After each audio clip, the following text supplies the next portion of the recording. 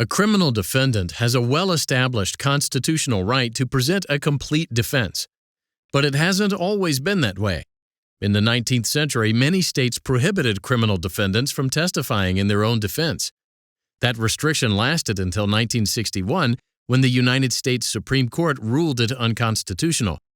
Today, most alleged violations of this constitutional right occur if a state's evidentiary rules prevent a defendant from offering certain types of evidence. In Holmes v. South Carolina, the United States Supreme Court examined South Carolina's rule excluding evidence of third-party guilt. Bobby Lee Holmes was convicted of first-degree murder and criminal sexual assault in the death of an 86-year-old South Carolina woman. Holmes was granted a new trial through the post-conviction review process. At his second trial, Holmes wanted to introduce evidence that Jimmy White had committed the crime. At a pretrial hearing, Holmes presented several witnesses who placed White near the scene, as well as others who testified that White had confessed to the crimes.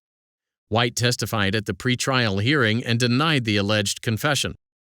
The trial court excluded Holmes's evidence of White's potential guilt, citing the 1941 South Carolina Supreme Court decision in State v. Gregory, which held that evidence of potential third-party guilt was inadmissible if it raised only a conjectural inference that someone else committed the crime.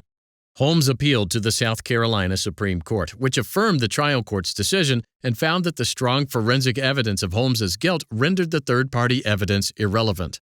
Holmes appealed to the United States Supreme Court, which granted cert.